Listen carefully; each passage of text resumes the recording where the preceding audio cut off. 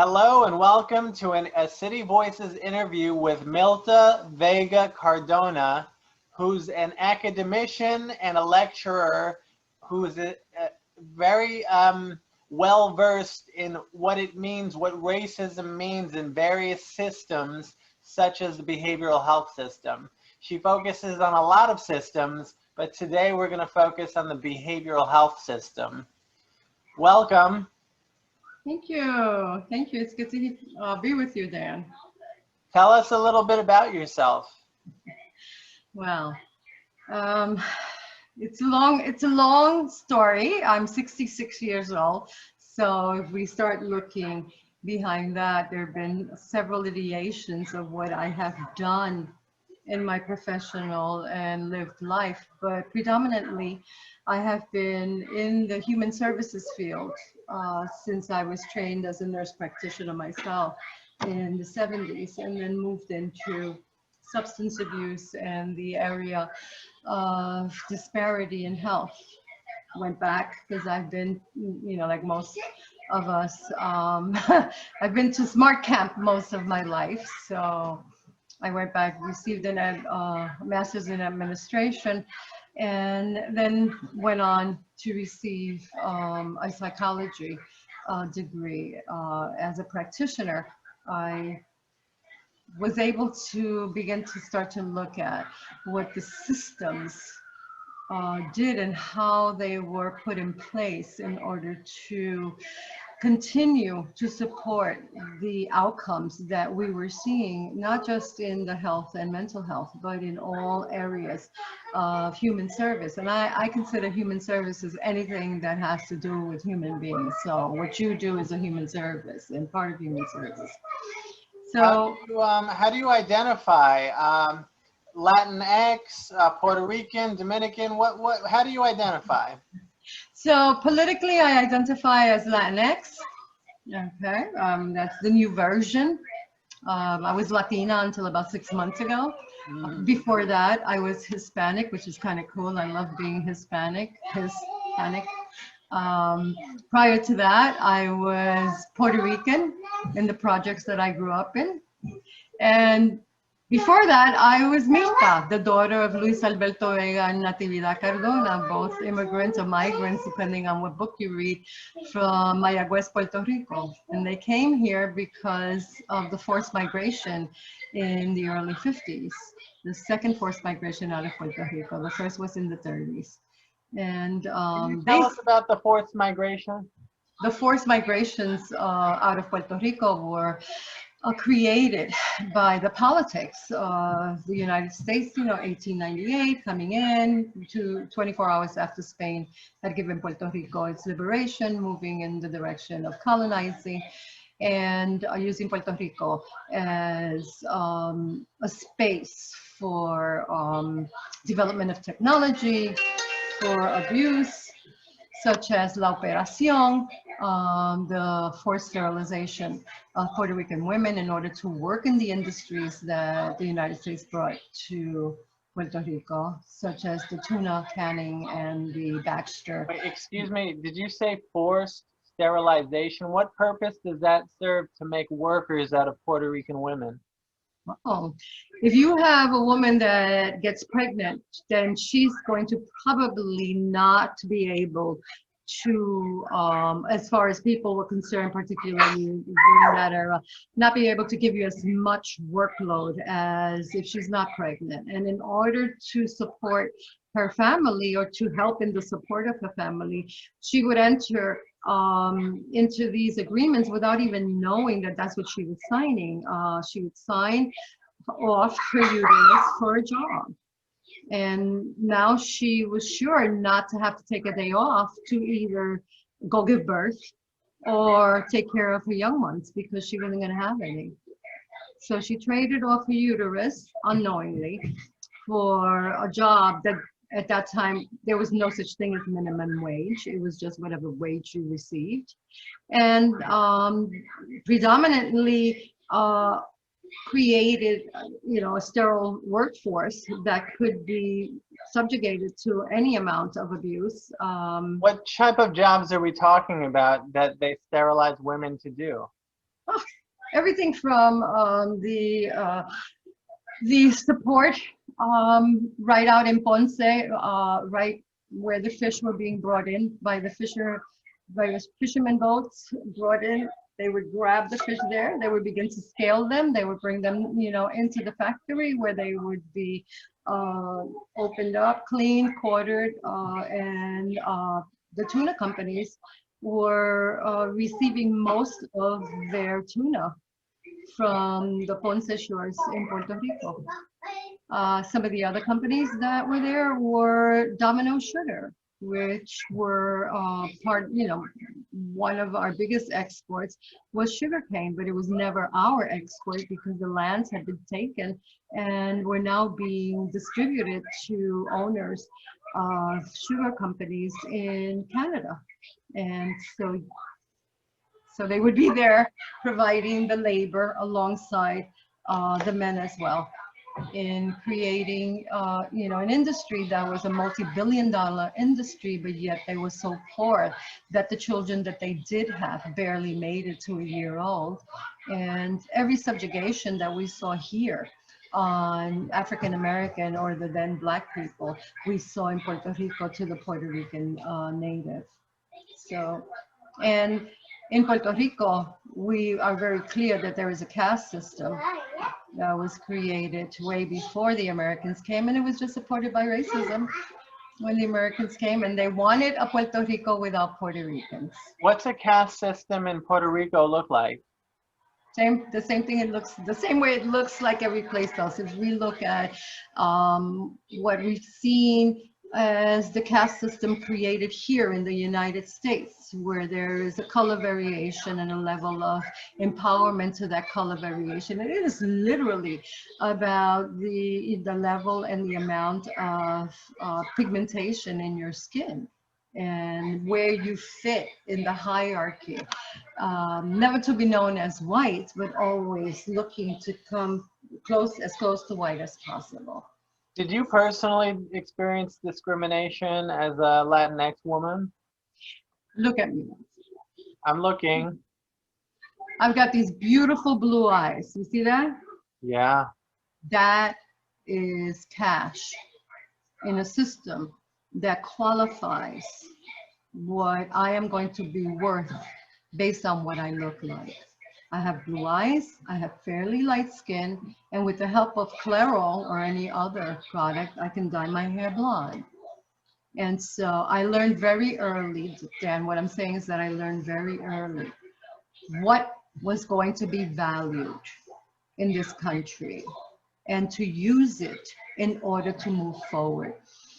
I have a sister whose name is Jacqueline, and I use this comparison all the time. I'm the oldest, she's the youngest, and there are 5 others in between us because we were 7. My sister represents my father because he was Afro-Caribbean. My mother was very light-skinned Spaniard, quote, entre comillas, as we say. And the effect of that combination was that we had a rainbow coalition.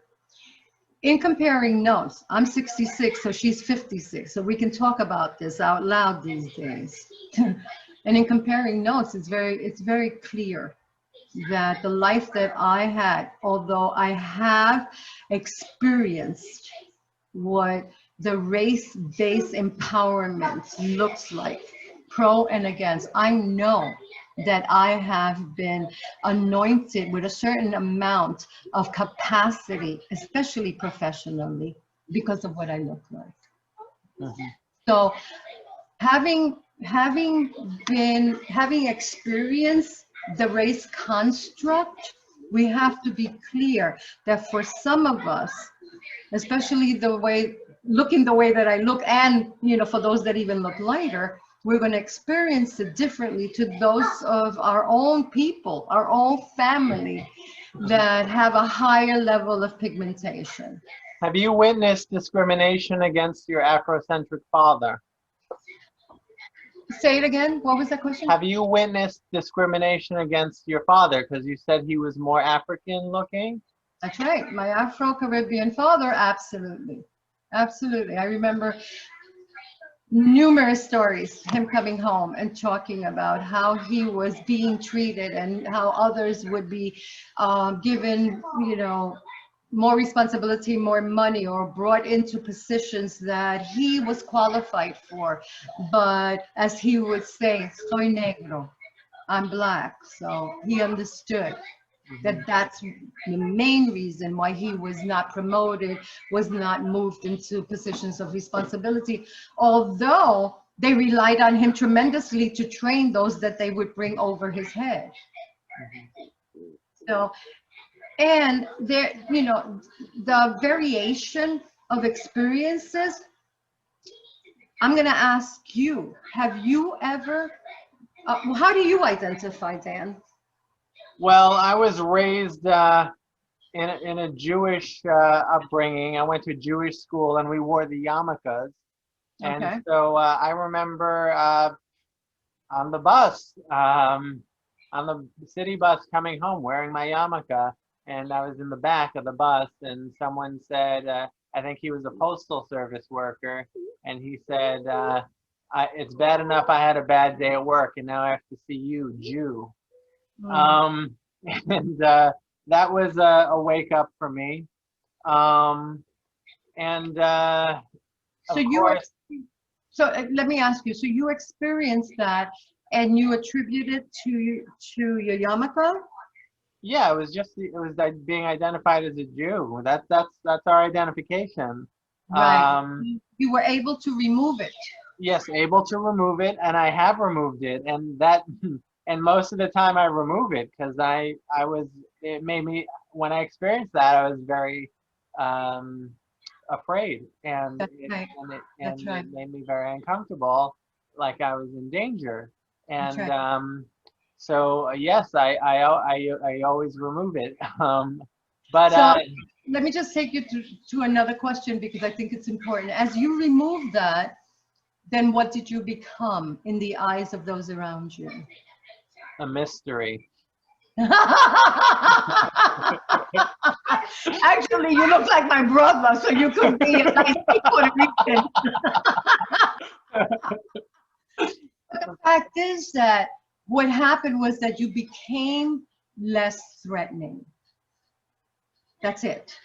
I know that it sounds ridiculous because this whole thing, racism, is just a bizarre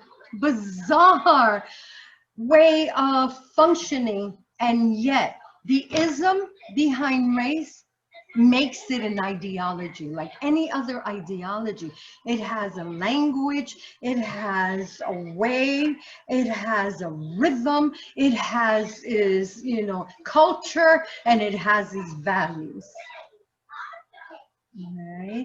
And so when I am not politicizing my Latinxes, then people are like real clear. Wow, she's, you know, light skin, and you know, she passes just like you do.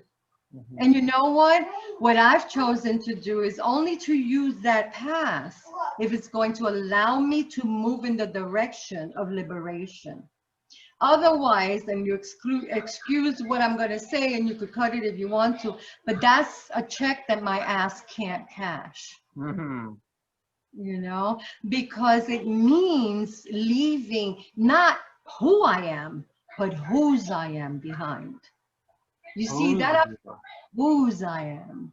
That's right. You see, white culture, white supremacist culture, because that's all it is. It's white supremacist culture. Now, I know people get all freaked when they hear the word supremacy because everybody wants to distance themselves from that ideology that says, well, those are the bad guys, right? And what do we call them? Who are those bad guys? Racist. Yes, the racists that are also the KKK, the skinheads, the tiki torch burners, you know, them. But there's racism in everybody, even in black people and brown people. Well, you know against themselves. That's interesting. I think that there is a way of being, of understanding that with a different frame. I think that there's prejudice in everyone. We prejudge everything for our survival.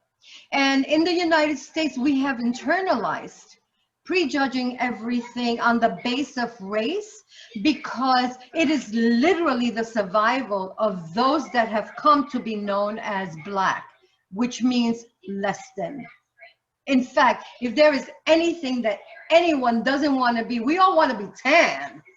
There ain't nobody walking around here talking about, yep, I'll be Black. Okay, two things we don't want to be is poor and Black. Okay, because that's truly the bottom of the barrel. There's nothing under that. And the paradigm that has been created for the race ideology that I was just talking about talks to the fact that it is hierarchical, and white is on top and Black is on the bottom. And people get very pissed about the fact that, oh, but that sounds so binary, because I've had people, you know, and they think using the word racism is the correct word, and I don't believe it is. I believe that what you experience, and even what I have experienced from those people of color that have pointed me out and said that I'm not Black enough, even to have this conversation. Okay, what I am experiencing and what you have experienced from other people of color is that thing that is called internalized racial inferiority.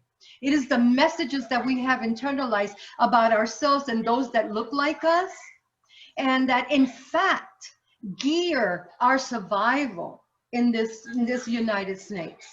How did it happen that light-skinned white people, Caucasians, got to the top of the food chain?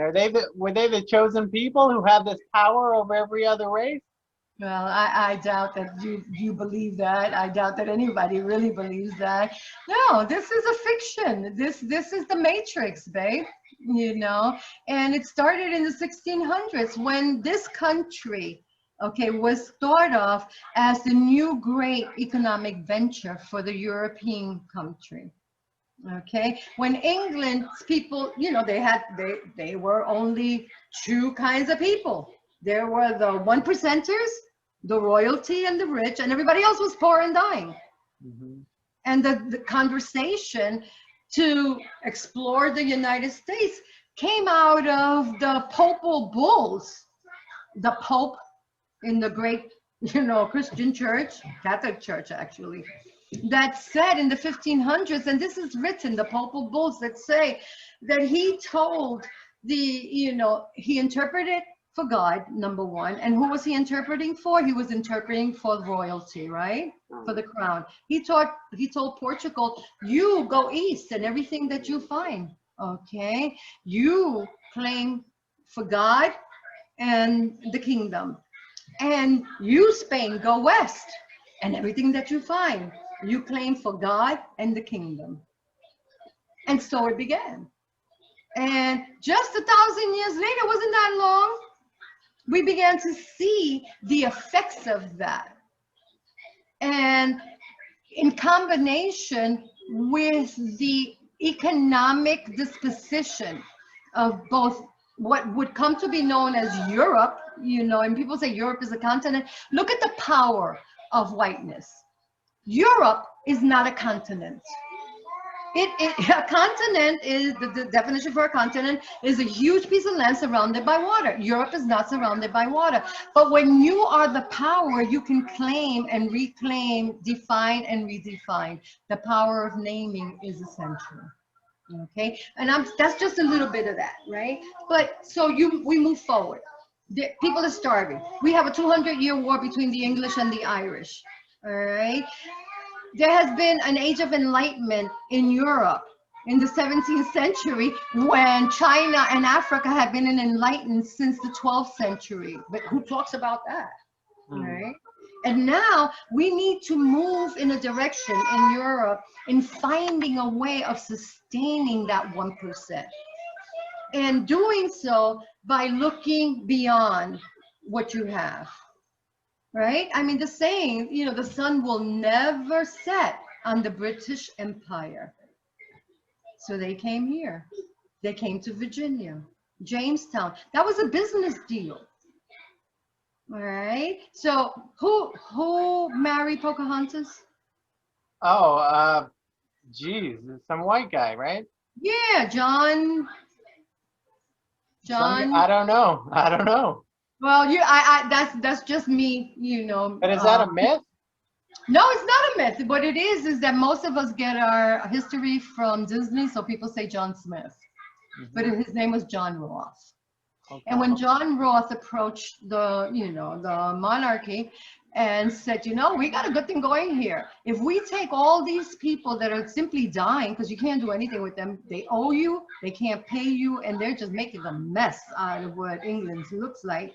But if we take them and we send them over to this other place and we have them work for 7 to 10 years, indentured, most of them are not going to make it, so you're not going to have to worry about losing any land. But for those that do, we're going to give them a little piece of land to secure your investment. It was a business deal. Jamestown did not start as a colony, it started as a settlement. And from there on in, things started happening. But the sad part was that they weren't ready for what they found here. They could not handle the weather, the level of work that they were vested in. And so most of them died. In fact, there was a hope between 1600 and 1607. People ate the dead. Okay, people don't, why don't you know this? Because we're in a historic country. But they ate the dead in order to survive. On or about, 5 or 6 years later, a Dutch ship comes by, drops off, we don't know really, between 10 and 20 what looked like Negroes. And by that time, we were calling them Negroes because the pseudoscience of the oids had come into effect. And the oids were developed by a German chronologist who, looking at Linnaeus's research, and Linnaeus went and he labeled everything, every plant, every tree, every rock. Then it came to human beings. And when it came to human beings, it was just too difficult to do.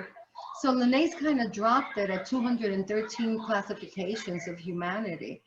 And Blumenbach picked up in his doctoral dissertation on trying to really get this going. And what he did was he used the craniums of, people that were found and sent to him.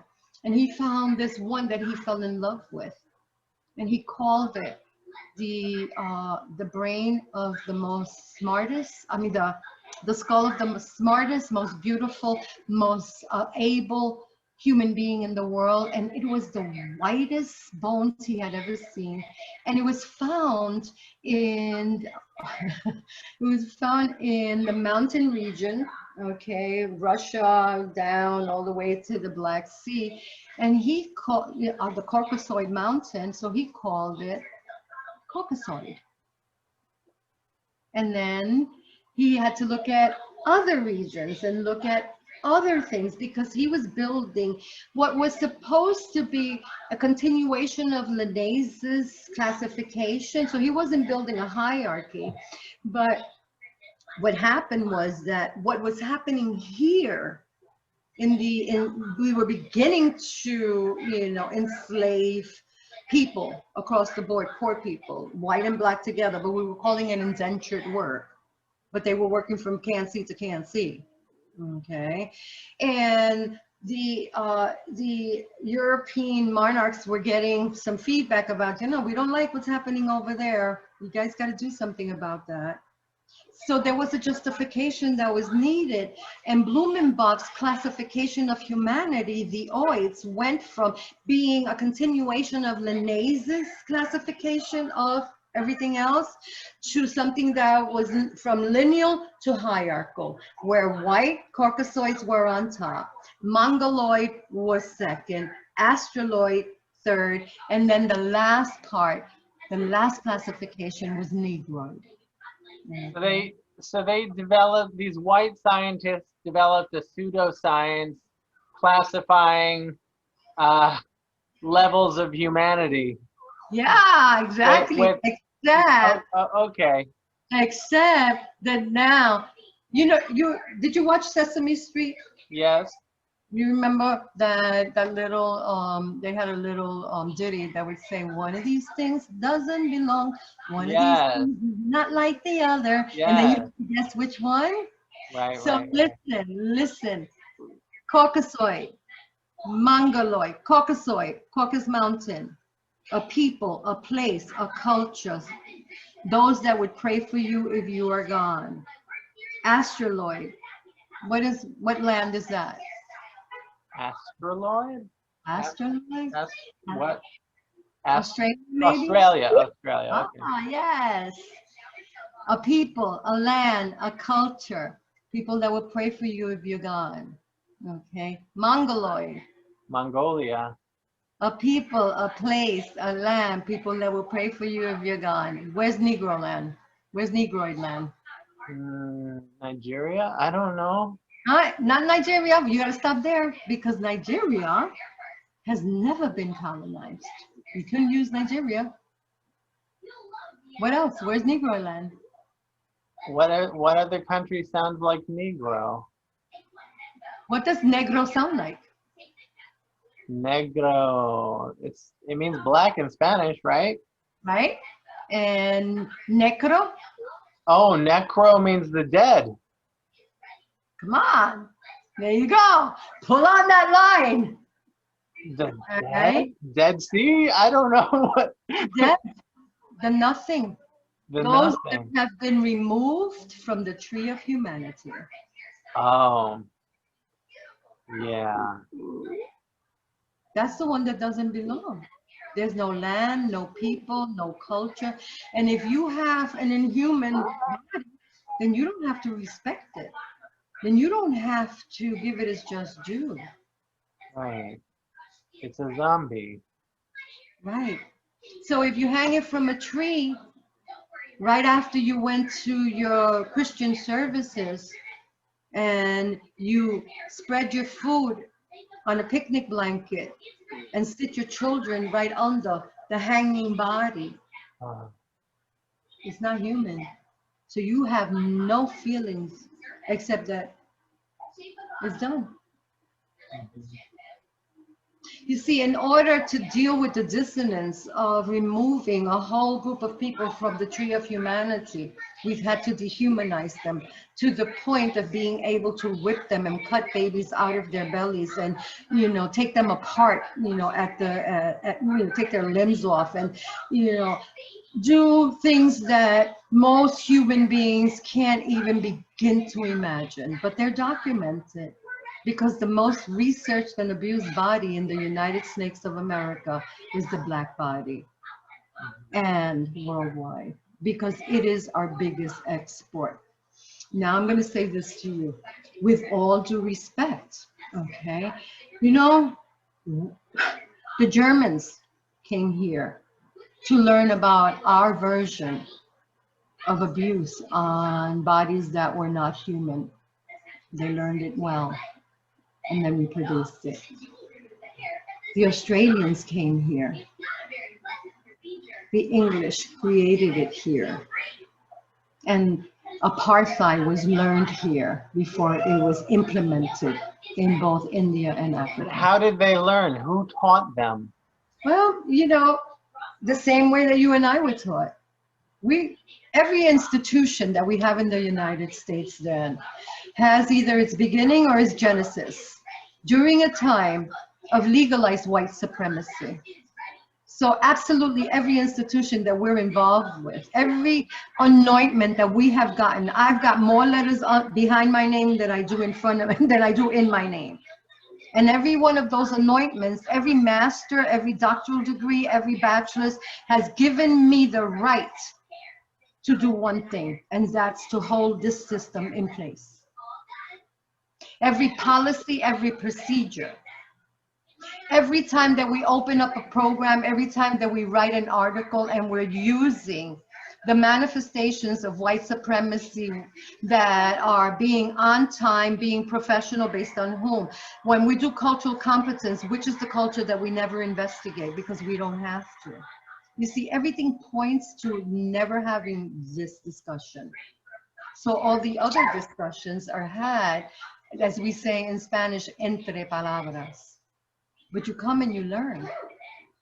All right. The Lynch letter, we don't know if the Lynch letter was really written by Mr. Lynch, but to have that still public and And the fact that between 150 and 200,000 Koreans were sent, American Koreans were sent to Middle America as possible traders to be, is just a continuation of what happened with Black people and the dehumanizing of 12 generations of African people brought here under force and dehumanized for eternity.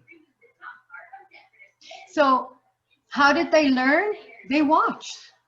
They sat and they watched how our teachers teach, how our doctors doctor, how our nurses provide care, who enters the front door, who enters the back. Every single disparity that we have researched, tons of billions of dollars, tons of it spent on researching disparity. But no one defines what disparity is. You want to know what the definition of disparity is? Well, it's dis and parity, not equal. Right. And a disparity is not an anomaly. It is a man-made situation. A man-made situation. Madrina, can I call you back? Okay. It is a man-made situation. Disproportionality is natural. Okay? We have more water in New Orleans than we have in the desert, in Arizona. That's a natural happening. But disparity is created when there is a decision to make something not available to a group and to justify that with the things that we justified hanging men for raising their eyes or not getting off the sidewalk fast enough. Or even like what happened to that young man who was beaten so brutally he was unrecognizable, and his mother displayed the corpse so everyone could see what racism really is about. And some 50 years later, the woman confessed on her deathbed. Right, and she lied. Had not done anything to her. No. So there's a long history of white supremacy, and it, of course, if there's that history, it's going to infuse in policies and procedures and all the systems that we have governing our society. So, behavioral health. Exactly. Psychiatry. Right. Substance use treatment. Let's start being focused on that. So let's think about it. I graduated nursing school in 1974.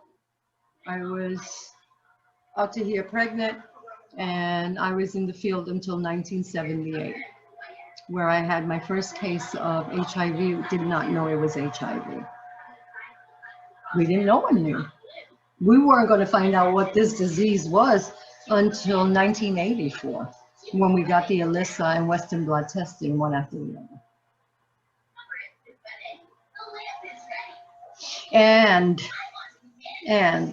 I'm not into, supporting fake science either way, okay? But we know, because I was there, that between 1980 and 1986, the focus in HIV service, both mental health and medical, shifted from trying to find something to be able to end this horrible pandemic, which we had, to a service delivery model that created the foundation for how we deliver service to all of our, our maintenance diseases.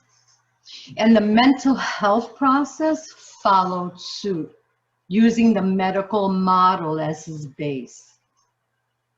Rooted not in looking at whose we are, but who we are. A manifestation of white supremacy, the individual. And that individual would weigh based on their pigmentation for this treatment as opposed to this treatment. Do you know that up until 1982, 83, I had never heard the concept of non-compliance?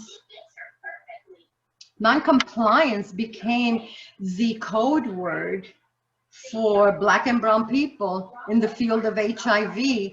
And if I write a note that says an individual is non-compliant, let me tell you what the fallout is.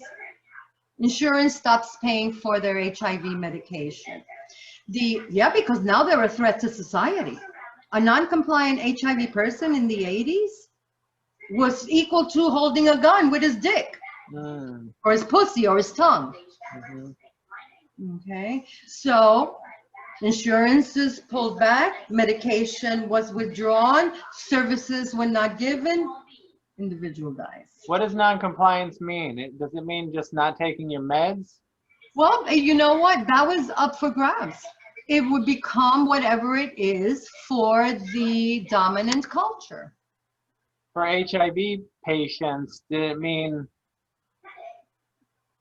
having sex is non-compliance? Well, the only ones that were seen as being, I don't even use those words, so I forget them. But sexuality in HIV was not condemned. What was condemned, okay, was stepping outside the box and being open about it. Oh. Okay, so the category of men having sex with men, rather than that being a behavior, became an actual identification and could move you up the line or down the line depending on your racial anointment. In psychiatry, labeled homosexuality as a mental illness for many years. That's right. Was this connected to the HIV pandemic? No, I think that came a little before.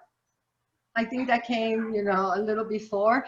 But remember, the DSM is not that old. DSM, I think, is the 40s and 50s when the DSM is that book that we use to determine codes that. You know what that is? Was homosexuality in it from the very beginning? No.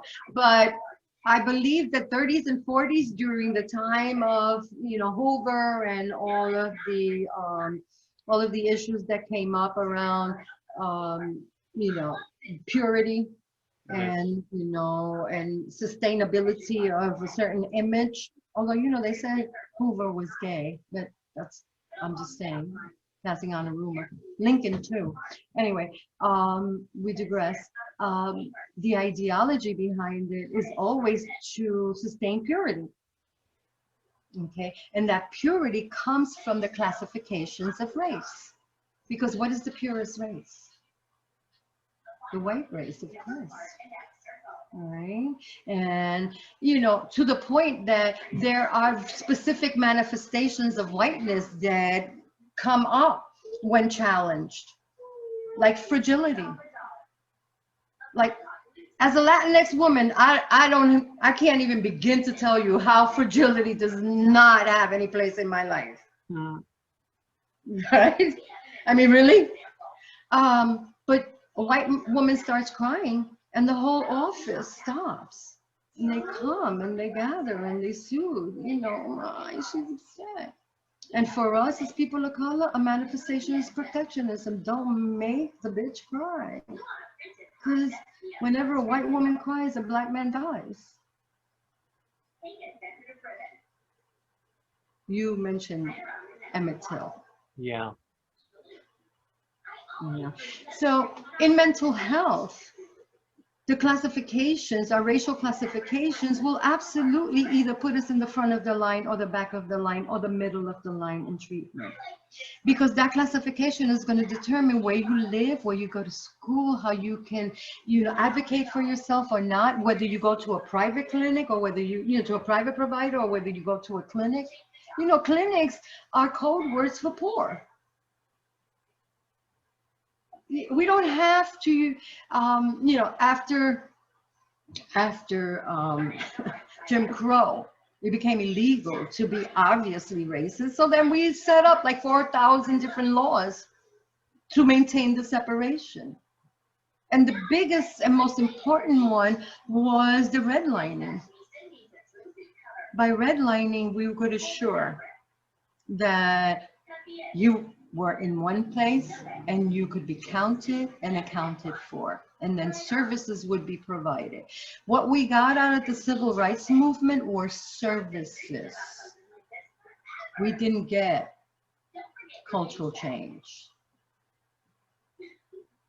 And those services still came under the guise of what was best for those people. For me. For you when you don't have your yarmulke on. Jews just became white less than 50 years ago. And only some Jews. But 85% of the Jewish population in the world looks more like my dad. Brown and black and, fine. I like my men like I like my coffee, dark and sweet. So mental health is just an outgrowth of every other institution.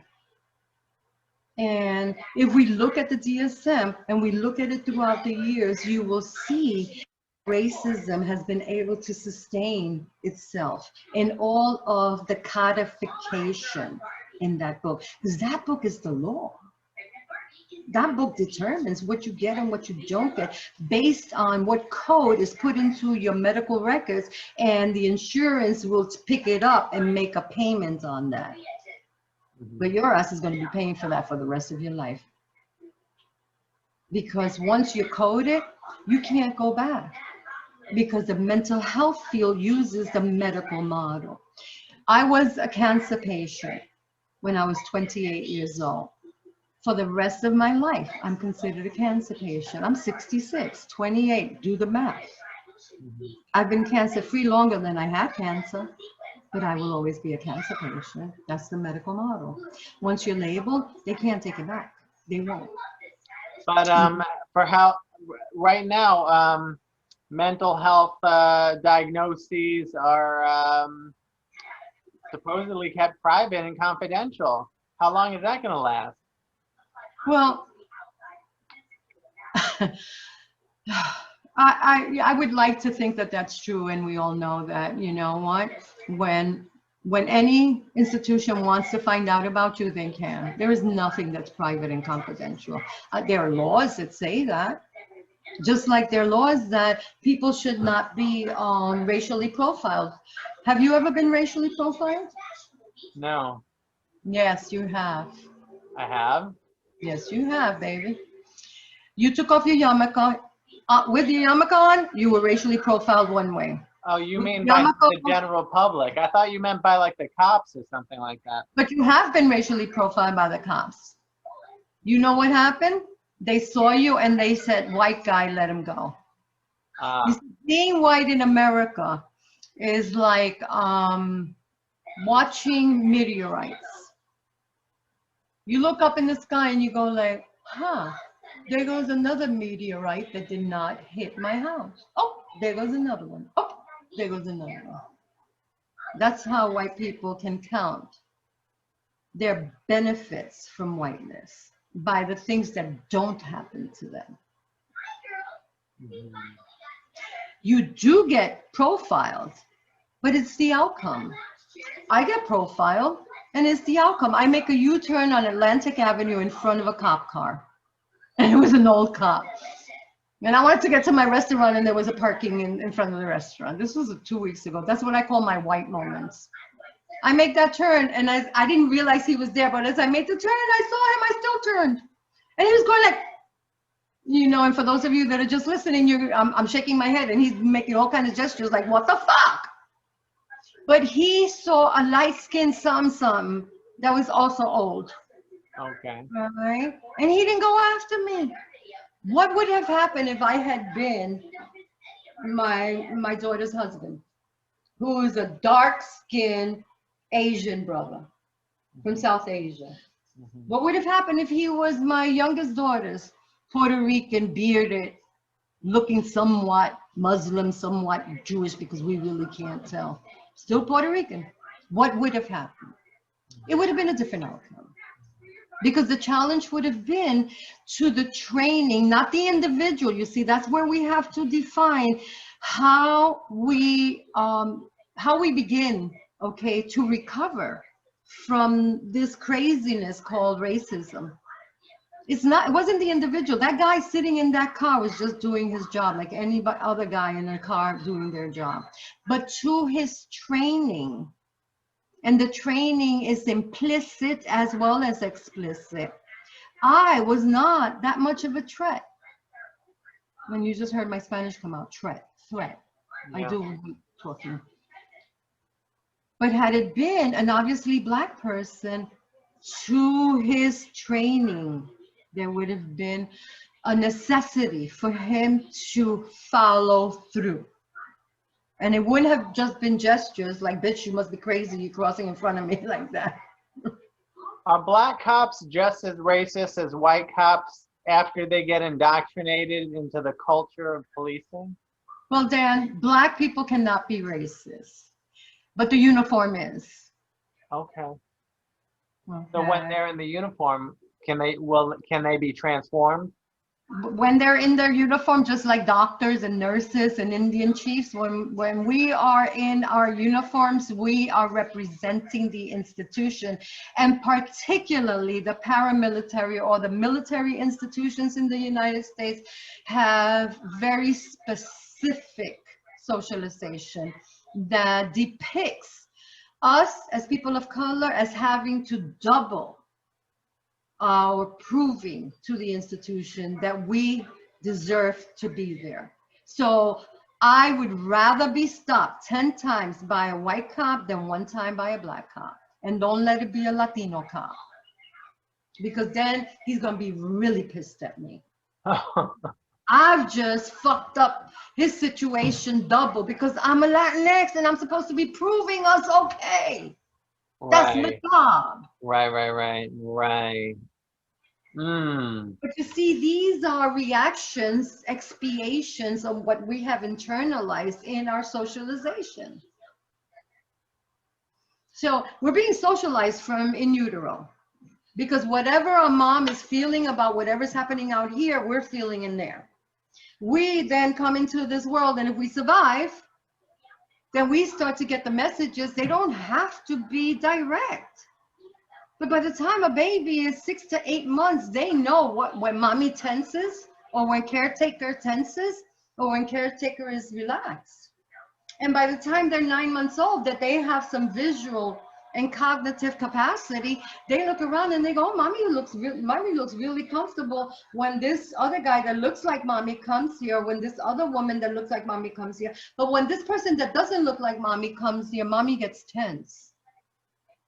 That's a message that I'm keeping, because that's survival. You see, we're working from our lizard brain at that point. But that lizard brain is teaching us how we're going to be able to make it to 100. And then society takes over. I mean, come on. In the United States, we send our kids to school. But my granddaughter is going to 6.5 hours of school, sitting on a chair. I don't know how she does it. For 6.5 hours in order to be able to keep up with the Joneses. All right. We send our kids off to be indoctrinated by the time that they're 3. Okay, so we want children to grow up and not be racist. How about that? So what do you think we should do? Well, I think schooling, well, it should play a big role in that. I I think wasn't educated birthplace. on like on I was not educated on momentous uh, events in Black history. That was all skipped in my education. I know history for Black people in the United States starts in slavery, and for white people it starts when they walk in the room. You know, everything starts when white people walk in the room. All right. For Now, example, I did not know that there was a whole city of Black folks in the South that was prospering, and it was becoming an economic power, that the KKK felt threatened white supremacy. So they came in and destroyed it with airplane bombs and automatic weapons. that's right. It wasn't the KKK. It wasn't the KKK. That's you see, that's how white people step aside. That's how those, and I don't call white people white people. I say those that have come to be known as white. All right. Because whiteness was not even a concept in, you know, in Jamestown, which is where all this started. All right. Until like 16, I think it was like 1640. The first one, the House of Burgess, you know, had, and I've got the history, I usually have it lined up, but white was used in the determination to begin to separate poor whites from poor blacks, and to make a wedge out of the poor white between the House of Burgess, or the 1%, and all poor people. So the promise of being like those at some point, and not even in my generation. You see, in the 1600s, those people were all poor, they were all dying, they were all starving. They came here because that's what was going on. The only ones that didn't choose to come here were the Black people, the Africans that were brought here forcibly. But they were working side by side. So something had to be done. And what was done was that there was codification of what will come to be known as white. At first, it was Englishmen, Dutch and Scottish. Irish was still the dogs. Because, you know, the Irish were the N-word for the English. Yeah. We move through this history too quickly sometimes. But getting back to the concept of school as a place for progressive thinking, not the United States schools, maybe other schools, but here is about socialization. Public school, public is another word for poor. And there's a lot of words for poor. Remember, racism was created to keep the class system in place. So people want to say, oh no, it's economics. Oh no, it's, you know, we get rid of capitalism. Yeah, right. No.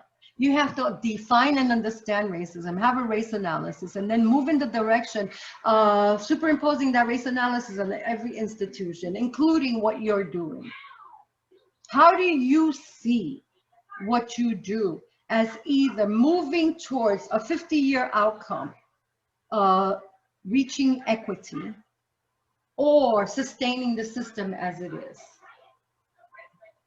And we all have to begin to see ourselves as, you know, moving towards that 50-year marker, no matter where you are in your age range, because we all have some work to do.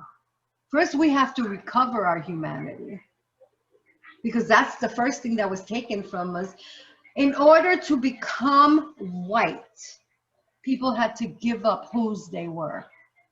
And whose you are is what gives you your humanity, your language, your culture, people that will pray for you if you're gone. But when you become an I rather than a we, then you have to be cut off at the neck. You can only be a brain, a head. And that will justify you turning your back on all of those that gave up everything so that you could become just that. That was the promise.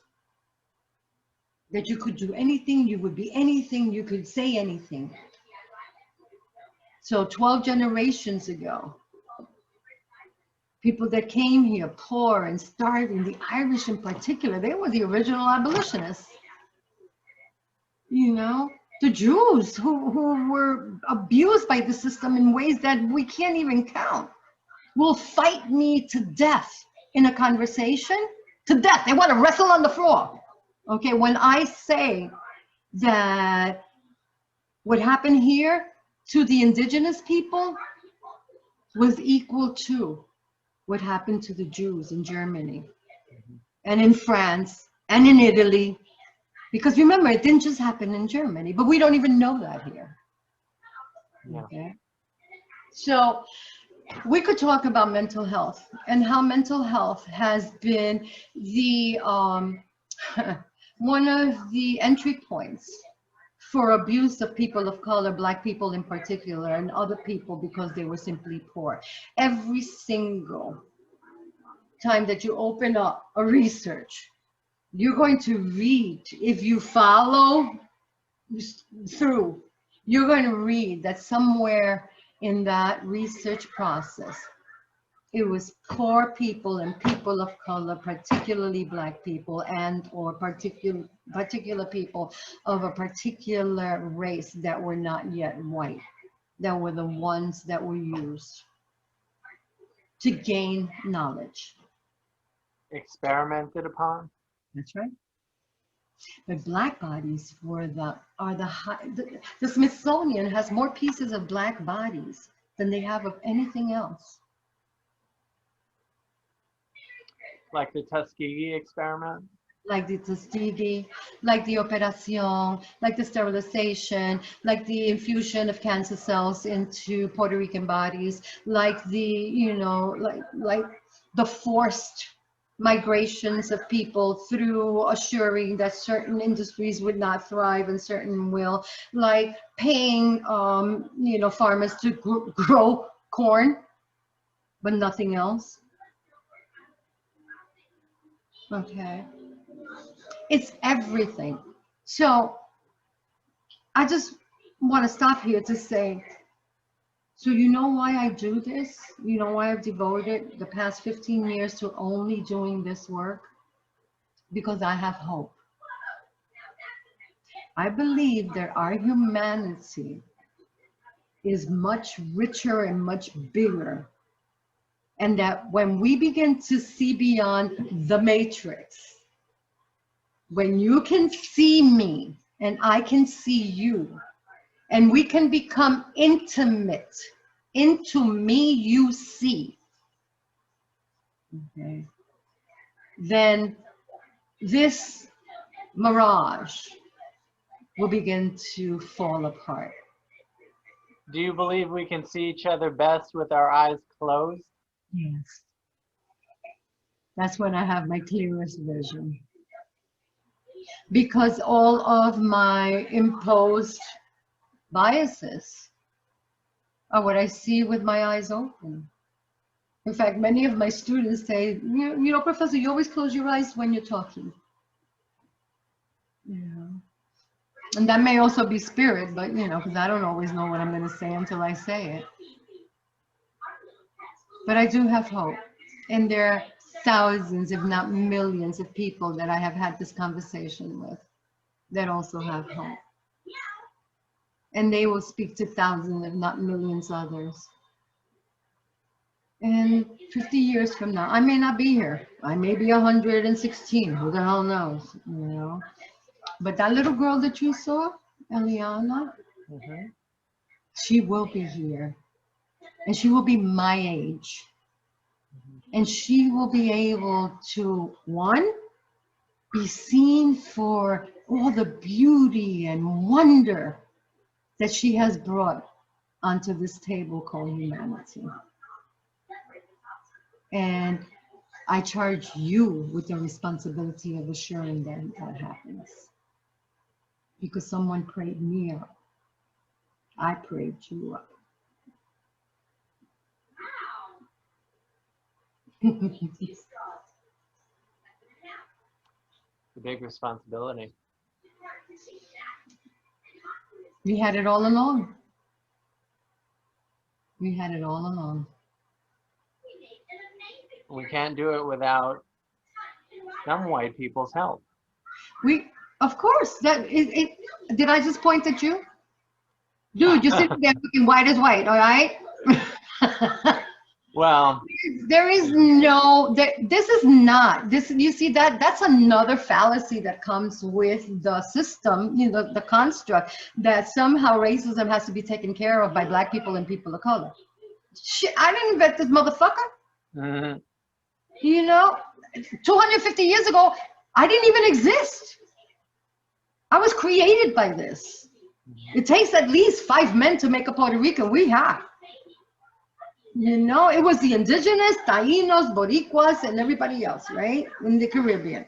Then it took, you know, some conquistadores, which were mainly Spanish and Irish. Then, you know, some English came and they messed with us too. There was some French and then the Chinos. We got Chinos Dominicano, Chinos Boricua, you know, because they came, they couldn't bring their wives. You know, the Chinese Exclusion Act calls for men to come only. And they had to go somewhere when they were being, you know, repatriated and couldn't go back to China. So they went to the islands. That's what creates a Puerto Rican. And as we move through this, I can't tell you that I'm pleased that I must depend on those that have come to be known as white to reach for their humanity and pull it in. Because it's a lot of fucking work to get you guys to sit and take a look at this. And yet, I'm so pleased that I can. Because my liberation counts on your liberation, and your liberation counts on mine. See, you didn't build the house you live in, but you live in it. And the one thing that you must learn that is totally out of any kind of teaching to those that have come to be known as white is that you will have to take leadership from me. Because we can't take down the master's house with the master's tool. So you can't, you won't have the answers to how to undo this. So you will have to take leadership from black people and people of color in order to do it. But we can't do it without your power. Bam. Bam.